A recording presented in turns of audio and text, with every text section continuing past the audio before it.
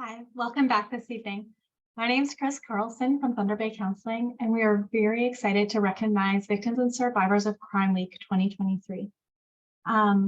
Thank you to the Department of Justice for helping make these workshops possible. We are very excited to be, as Thunder Bay Counseling, to be the leader and recognize Victims and Survivors of Crime Week, along with our project partners, the Sexual Abuse Center Thunder Bay and Faye Peterson House. The H.E.A.L project was designed to provide healing, education, assistance, and linkages to parents and caregivers of children and youth in our community who are at risk, currently entrenched in, or have already experienced exploitive situations. The goals for the H.E.A.L project are to learn strategies to reduce the risk and reintegrate young people back into mainstream life, to learn how to support youth who have been exploited and connect them with local organizations that can provide support and services, and to gain an understanding of how exploitation targets, recruits, and maintains its hold on young people in our communities. We're going to ask that you please do not duplicate, record, copy, or utilize any of the slides, videos without written consent from Thunder Bay Counseling or the H.E.A.L project. During these sessions, we will be providing you with suggestions and engagement strategies, but we know that each and every family is unique and encourage you to reach out to the resources located around this room and at the end and throughout the presentation to make sure that your specific needs are being addressed appropriately. Our agenda for this evening is to understand the process of online exploitation. We're going to identify some high-risk apps and websites, and we're going to provide education on parental controls available on some of the apps.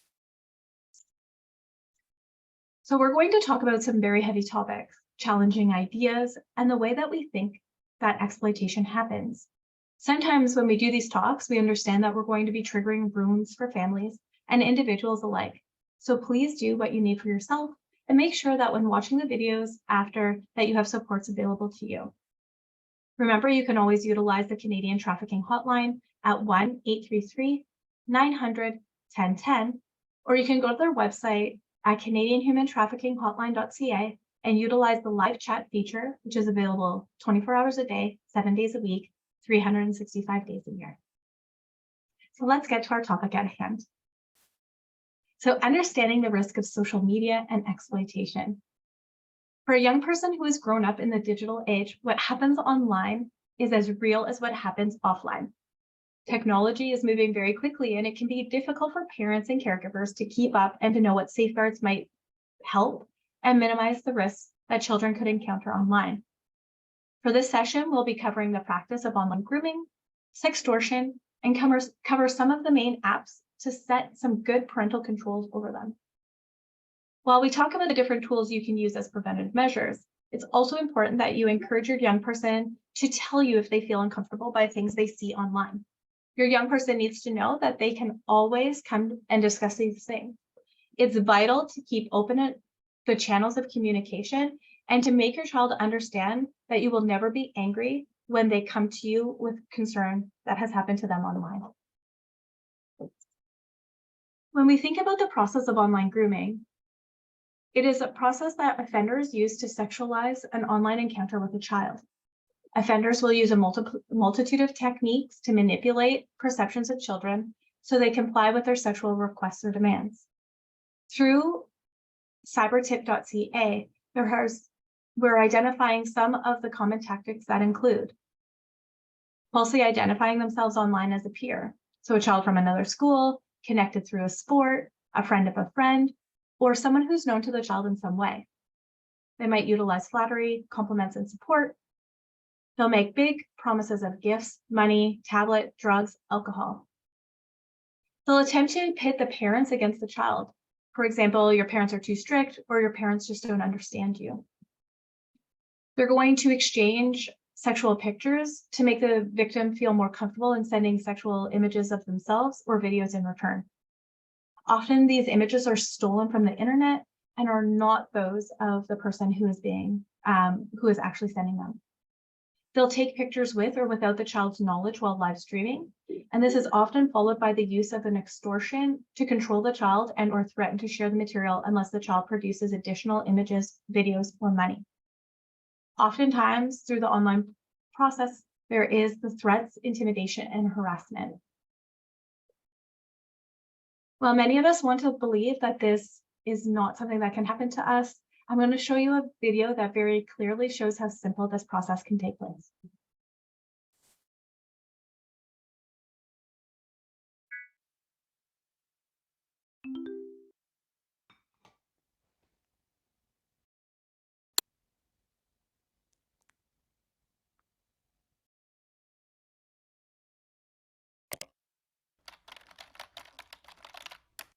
Oh, yeah.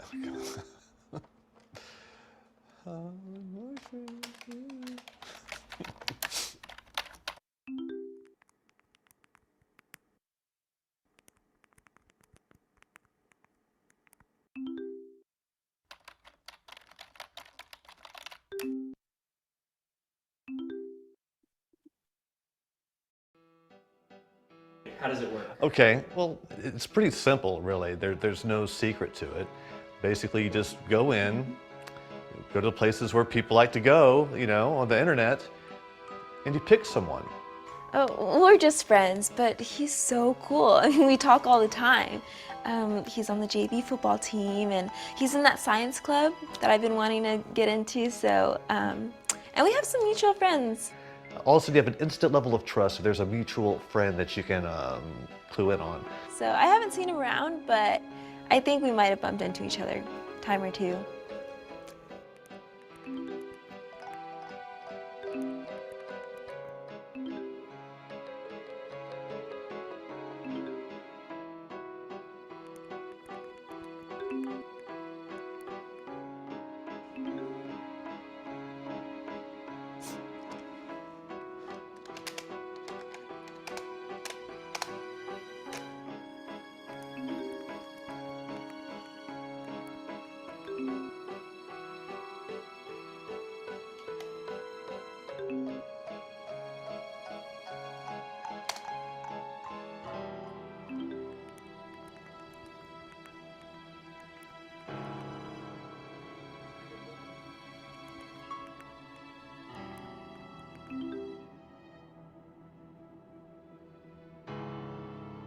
Once you get them to connect with something familiar, it's all good.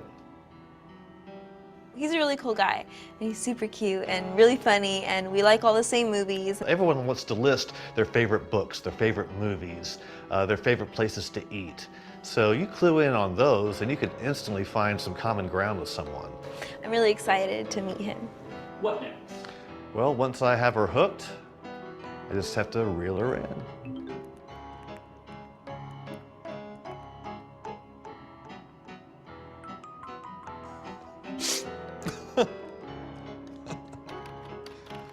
He says it's a surprise, so who knows, but either way, he said we're gonna have a ton of fun tonight.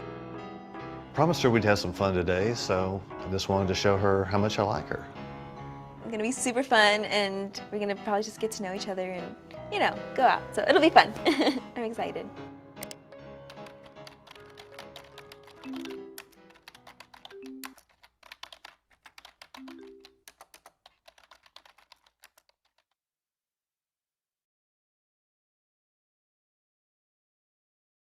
Now, while most of us want to believe that our young people are not talking to strangers on the internet, it's really important that you understand that they are.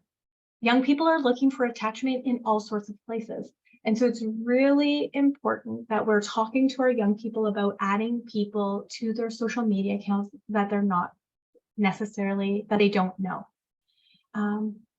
And while they'll probably still do it, we want to make sure that they know that they can come to us at any time that things get out of control. So I want to talk a little bit about cybertip.ca. They are a wealth of information for parents and caregivers, and they're actually giving us up-to-date information monthly through a newsletter that talks about cases of online exploitation of young people. So I want to talk a little bit about sextortion. So what it is, simply put, sextortion is blackmail. It's when someone online threatens to send a sexual image or video of you to other people if you don't pay them or provide them with more sexual content. You can see by the infographic above that CyberTip currently receives on average about 70 sextortion reports per week. Cybertip.ca received 1,700 plus sextortion reports. Now, when we're looking at sextortion, typically people identifying as male are extorted for money, where girls are extorted for more images or sexual abuse content. While 91% of sextortion victims have been male, we also know that this is also a very underreported crime. Sextortion demands for money often come from international organized crime networks. And we know that 79% of sextortion incidents occurred on either Instagram or Snapchat. And we'll get to some of those concerns in a little bit. So how does sextortion even take place? So youth, young men in particular, are often tricked into believing that they're talking to a young person, a young female. They chat over a short period of time and usually several hours, but in some cases as little as 20 minutes. Sextorters convince their victims to exchange sexual content and often start the trade by sharing a sexual photo first. The targeted youth then sends a sexual photo or video, or are tricked into exposing themselves or engaging in a sexual act over a live stream and unknowingly are being recorded. Immediately after the sextorter receives the sexual content, they start making their demands. If a young girl is the target, they often demand additional sexual photos or videos. If a male is somebody identifying as male is being targeted, they almost always demand money instead. The sextorter will then try to intimidate their victim by threatening to leak the content online or share it directly with the friends, family, youth, or community if they don't comply. It's common for the offender to share screenshots of the youth's contacts or other. If the youth gives in, the sextorter will demand more and more. Sextorters will sometimes barter and accept a lower amount if the youth says that they cannot pay the full amount. Amounts of money demanded range in as little from $9 or if that's what the youth had in their bank account, to as much as $7,500. If the sextorter demands money, payment forms may vary online payment providers like PayPal, Venmo, Cash App, etc., or through online gift cards for Amazon, Google Play, Stream, Visa, etc., or through e-transfer direct from bank accounts. Some of the other tactics that are used by sextorters is their offering of gift or money to a youth who sends sexual content, targeting multiple siblings or friends connected to the survivor. It will increase the level of aggression if a youth doesn't comply quickly. For example, threatening to ruin the victim's life or to hurt their family or maybe their family pets. What will actually happen is they'll oftentimes create several accounts to make it seem like more than one person is targeting the young person. They're going to overwhelm them to the point that they feel like they've lost control. And then they'll demand that the youth create other accounts on social media for the sextorter's use in victimizing other young people. Threatening to share the sexual image and video with a school or with many schools, and then threatening to share the sexual image, video with newspapers, news outlets, and TV stations.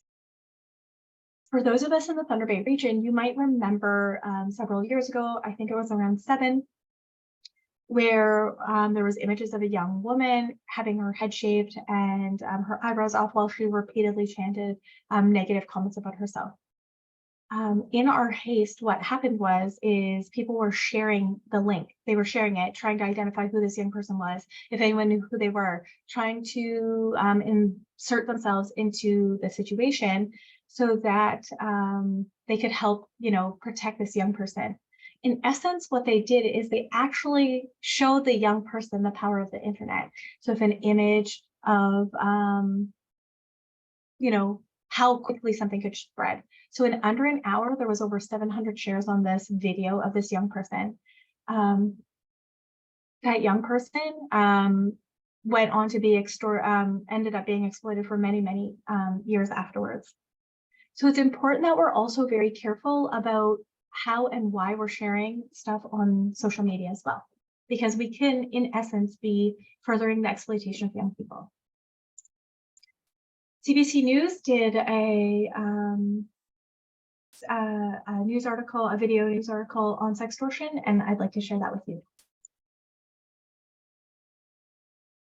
Now to a growing crisis online. The Canadian Centre for Child Protection is reporting a huge spike in the number of victims of sexual extortion, and the vast majority are teenage boys. Cameron McIntosh has more on the growing problem and sometimes devastating consequences. Through this door, in this small room, analysts at cybertip.ca are chasing down sexual predators. This is essentially the team that is receiving the reports from the Canadian public. Following up on rising complaints of sextortion. From January to June, we'd already seen a 150% increase from the previous 6 months. About 90% of those targets, teenage boys. With the boys, the difference is that these individuals really don't have that sexual interest, but they have the drive to make money. Much of it is happening through social media platforms like Instagram and Snapchat. Earlier this year in Manitoba, 17-year-old Daniel Lintz accepted a message that appeared to be sent by a young woman on Snapchat. He was convinced to send an explicit message. Then came demands for money and threats to send the picture to family and friends. His parents spoke to CBC Radio's The Current. The blackmailing began. He attempted to make the payments, which just makes things worse in most cases from what we've learned. And then, 3 hours after it began, it was over. He took his life that same day. A story that doesn't surprise this youth advocate who says reliance on social media is increasingly making teens vulnerable. With COVID and how the world's become more virtual, there's more pressure on people my age to kind of shift into the online world, specifically, online relationships. While some of this is domestic, a lot of it is coming from overseas, raising warnings from police globally, as well as advice. Seesaw contact right away and contact your local police. Those are cases that go reported. Yeah. How many go unreported? Yeah, we don't even have a number on what goes unreported, unfortunately. Those would be the youth that are trying to manage these situations on their own. Last month, the federal government restarted attempts to draft new online harms legislation, in part to help protect kids online. Legislation it's long promised, but can't say when it will deliver. Cameron McIntosh, CBC News, Winnipeg.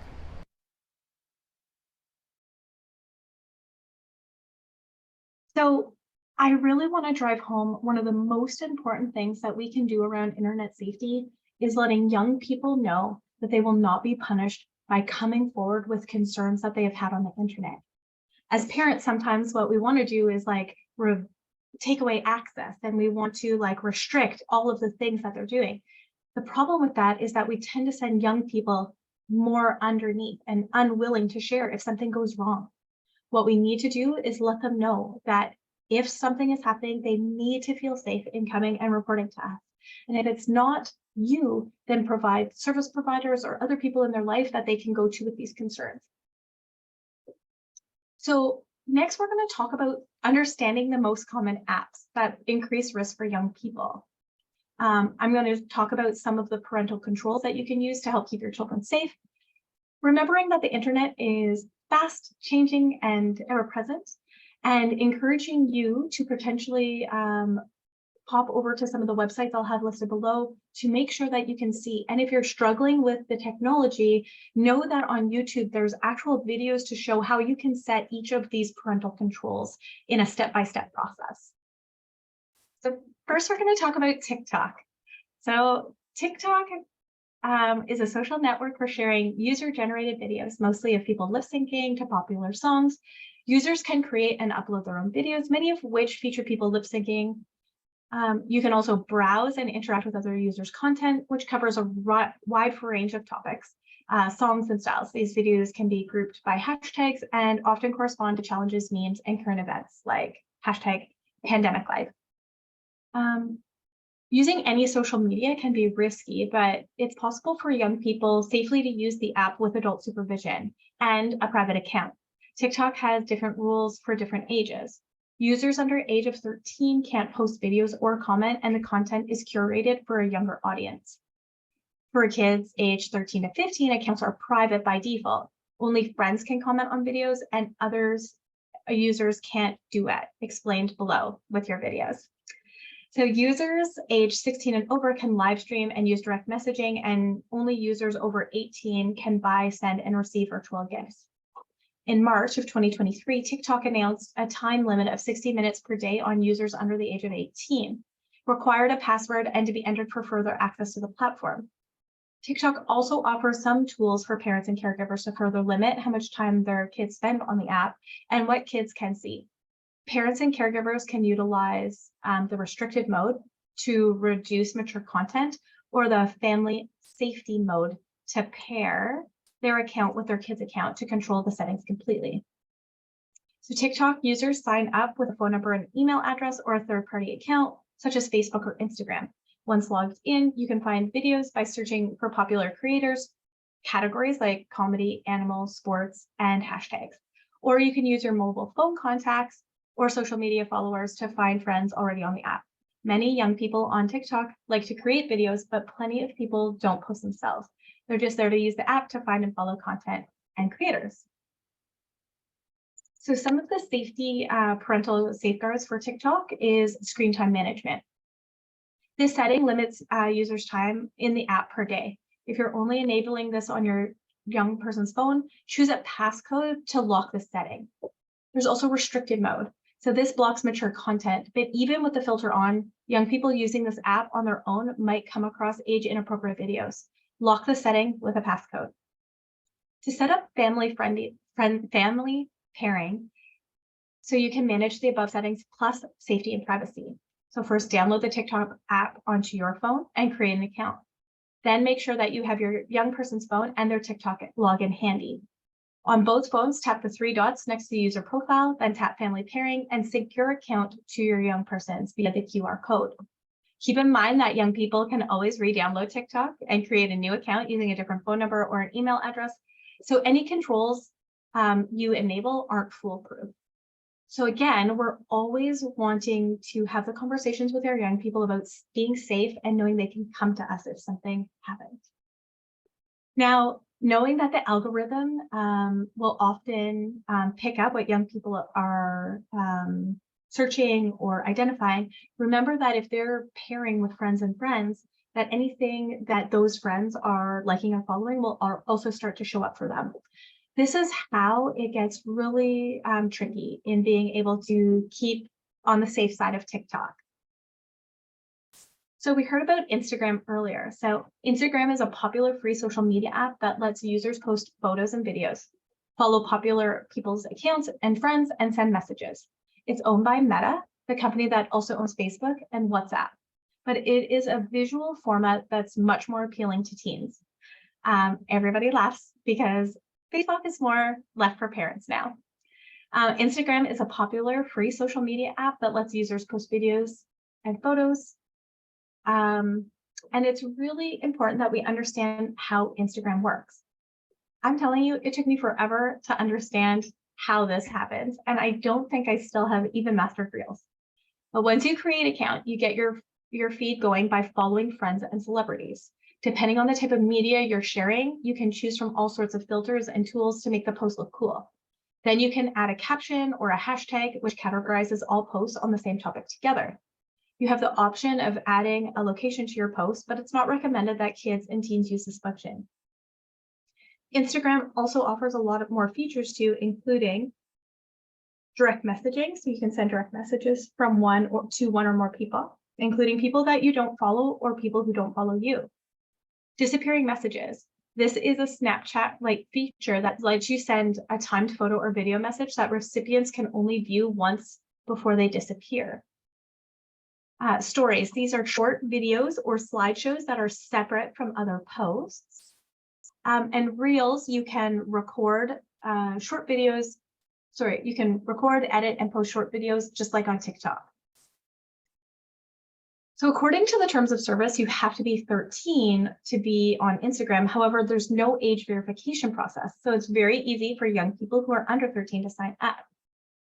The website Common Sense rates Instagram for ages 15 and up because of the mature content, access to strangers, marketing ploys, and data collection.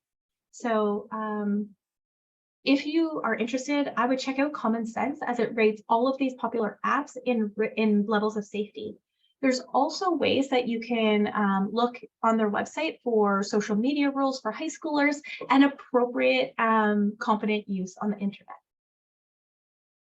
When thinking about Instagram, or Insta as the kids like to call it, the app announced that in December 2022, it would be rolling out a new parental controls in the US and then globally.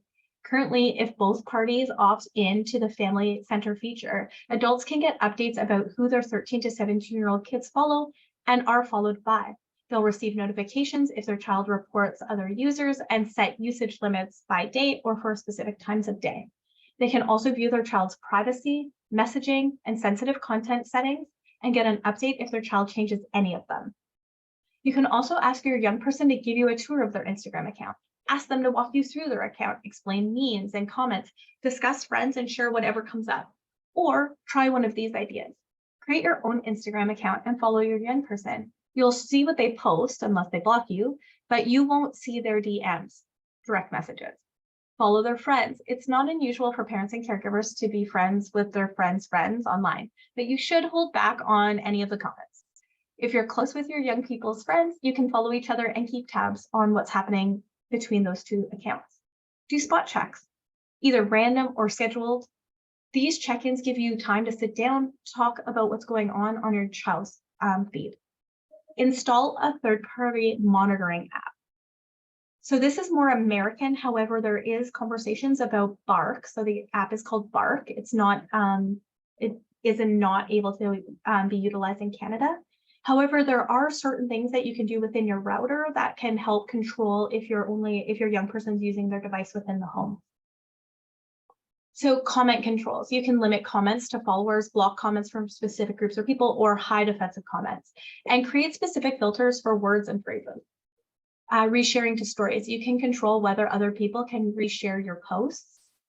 Photos and videos. You can prevent people from automatically adding pictures of you to your profile without your approval and hide photos and videos so they won't display in your feed. These are just some of the ways that we can help keep our young people safe using Instagram. Snapchat. So Snapchat is a popular messaging app that lets users exchange photos and videos called snaps that are meant to disappear after they're viewed. The essential function is to take a picture or a video, add filters, lenses, and other effects to share it with friends. The app is free to download and also has a premium subscription called Snapchat Plus.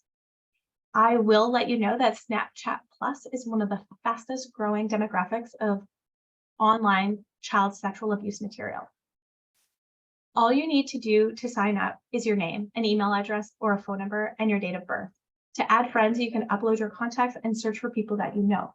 You can also automatically add someone by taking a picture of their snap code or special QR codes unique to each individual person. After that, things get a little confusing. On Snapchat, you usually start the communication by sending a photo or video, not a text message. To begin a conversation, you tag the big camera circle and take a snap.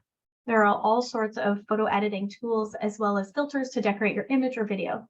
Once you customize your snap, you can send it to anyone on your friends list, add it to your story, which is a record of the day that your friends can view for up to 24 hours, and add editing tools as well as filters to decorate, and add it to Snap Map, which displays your photo on a map of your location that can be viewed by anyone on Snapchat. Snapchat provides several options for sharing and managing apps. In addition to individual messaging, Snapchat offers group chats to everyone in a group. You can delete the text message you send through, though, in a group chat, and other people will see that you've deleted something. So, parental guides for Snap. So this app's Family Center gives parents and caregivers some visibility of their child's usage, including who their child has been communicating with. Adults have to install the app and link their accounts by adding their child as a friend. Their child then needs to accept an invitation to opt in to the Family Center functionality. You won't be able to see specific content your child has sent or received, just their friend list and who they've sent messages, photos, or videos to in the last 7 days. If you decided to say yes to Snapchat, focus on the privacy settings. Sit down with your young person and together go into the app settings. This is a perfect time to talk to your young person about using their Snapchat account safely and responsibly. Discuss when and how often you'll check in on how they're using it and how they're feeling about it. Explain that you understand that social media is important to them and that at the same time your role is to protect them. Don't forget to ask your teen to show you some of their snaps and some of their cool features they like in the app. That'll make it a little less scary for you and send the message that you're on the same team. If I can make a recommendation that one of the first things if our young people have Snapchat is to disable the Snap Map. It is one of the quickest ways that exploiters are using to find out about our young people, where they're located, their habits, where they go to school, where you live in the city. It is a very, very dangerous thing that is providing too much information to people outside our safety circle. So Discord. Discord is a free app for mobile and PCs users that let people chat via text, voice, or video in real time. Combining the internet feature callings of Skype and Reddit, like discussion boards, it's broadened for gamers only to a social networking site for communities of all types. Users include those with non-gaming interests like anime, TV series, music, and more. It can also be an easy-to-use group chatting tool for friends.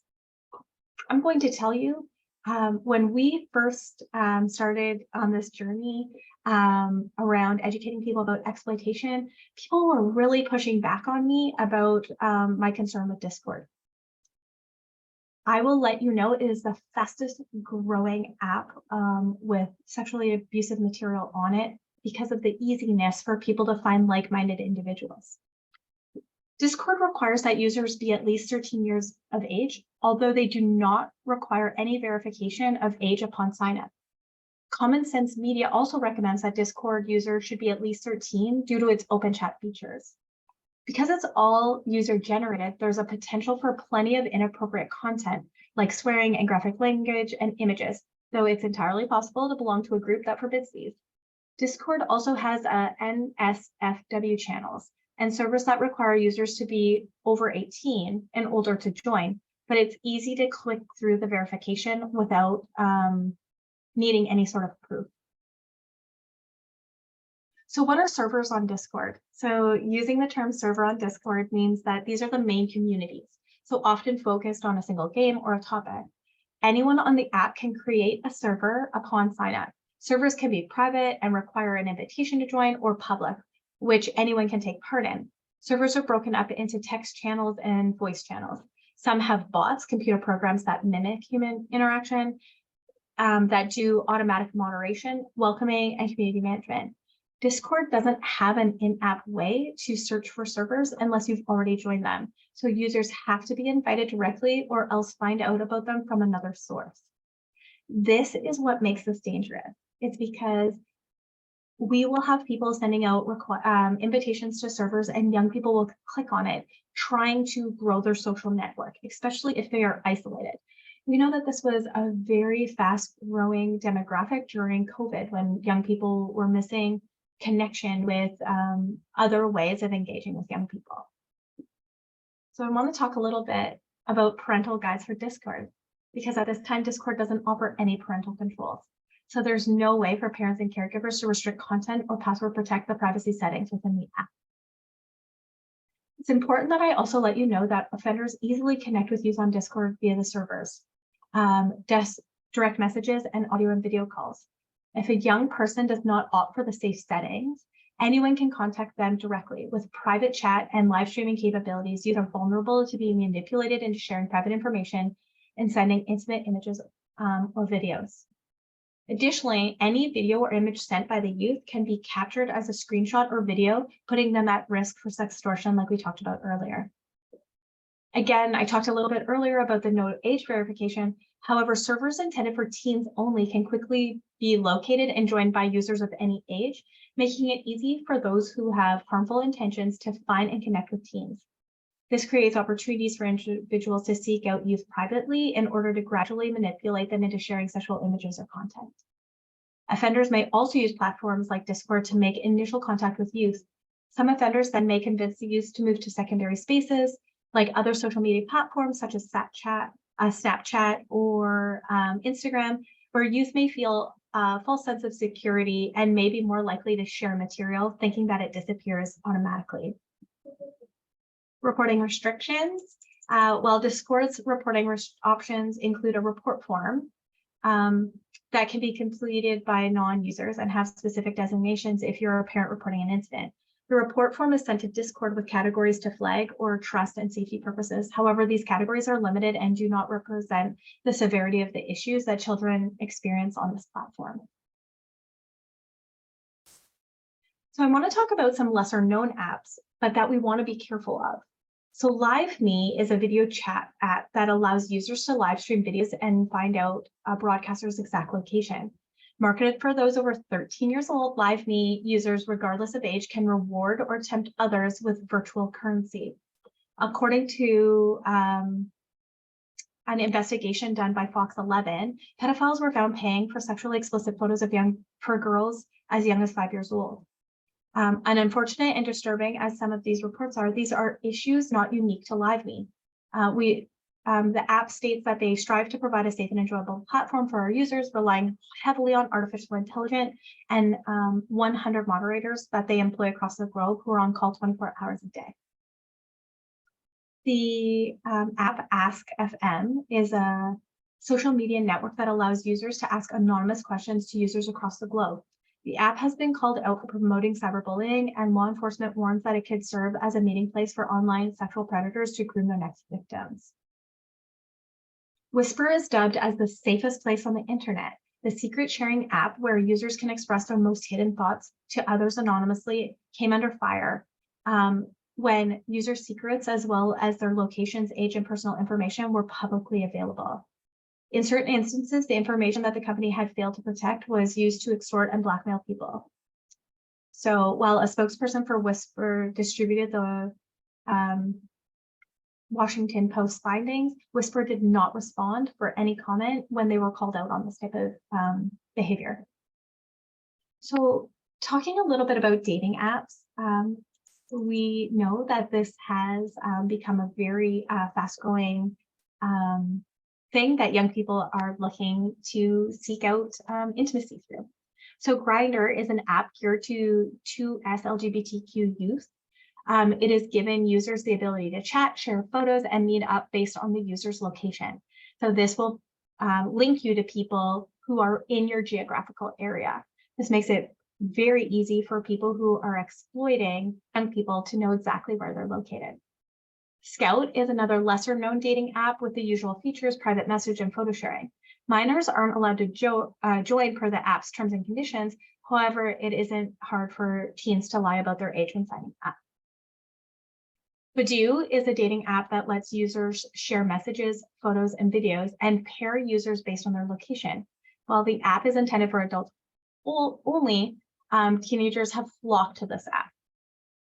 Plenty of Fish. Sometimes young people refer to this as POF. This app offers the usual features, but unlike a lot of other apps, all of its features are completely free. Teens with no means of income won't have to pay or subscribe monthly to upgrade features. So there are several current criminal investigations where sex trafficking victims met sex buyers through this app. This is often where if a young person is being sexually exploited, they will also use this and Tinder to create opportunities for people to purchase sex. So Meet Me is a dating app that pairs users based on geographical location again and encourages them to meet up in person. Unlike some other dating apps, there is no reportedly no feature for user verification. So Meet Me has no limitations on who can join. Now, I think that one of the most important things that we as parents are concerned about is understanding the language and texting that our young people are using. So I wanted to give a couple brief, just a couple of like really quick definitions about emoji speak.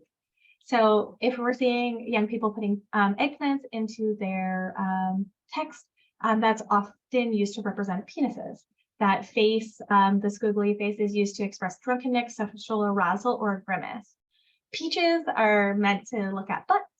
That hot face with sweating is mean hot in a sexual sense. A young person might comment this on their crush's Instagram selfie, for example. A dump truck, which refers to a large or shapely bottom. A taco is used to represent vagina. Upside down is used to express annoyance about something. A clown is when we're getting caught in a mistake or when we feel like a fraud. Ghost indicates being ghosted or jumped with no explanation.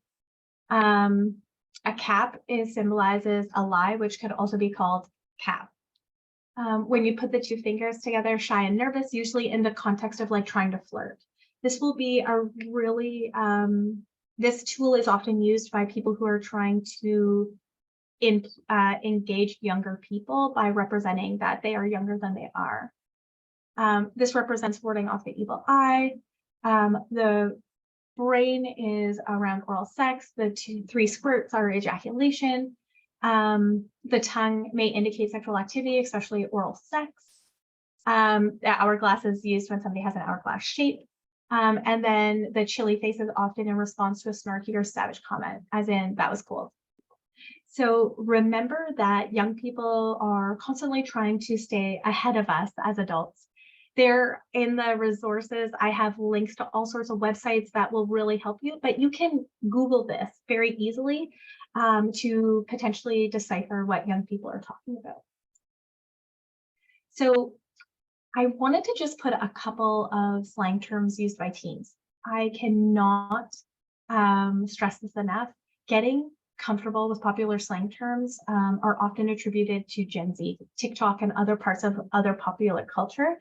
But it's important to remember that many of these words also stem from African-American vernacular English. And so we can't, it's very important that we're not just like trying to generalize the grouping of this type of language. So some of the slang you'll be familiar with, but much may be a surprise to you. So oop is used when something is really surprising or provocative. A body count will refer to the number of people somebody has slept with. Capping means that they're telling a lie. Finsta is often referred to as the fake Instagram account that you give your parents. So if they talk about setting up a Finsta, it might be either that they were encouraged to create a Finsta, or they have one that their parents monitor and they have something different. Referring to gas, it can refer to marijuana, to be used to describe something that's cool, or be used as a verb to like hype someone up. KMS means to kill myself. KYS means to kill yourself. We know that these are very common terms in cyberbullying. PMOYS is an important one because putting me on your Snapchat usually gives young people a false sense of security, thinking that those images can be deleted, not realizing that once something is out there, it can easily be screenshotted. And once somebody's screenshotted it, there's not really much you can do about it. Turnt is excited or having a good time, and it often is, you might get turnt often with the help of drugs or alcohol. So they're excited and having a good time. It usually means that there's some sort of substance misuse in collaboration. So this is another thing we're probably all comfortable with LOL, but these are some that as parents, we need to be very aware if they're using. So MOS is mom over the shoulder, POS, parent over shoulder, CDN or CD9 is code 9, parents are around. GNOC is get naked on camera. 99 means parents are gone. WTTP, want to trade photos. LMIRL, let's meet in real life. 1174 is to meet at the party spot.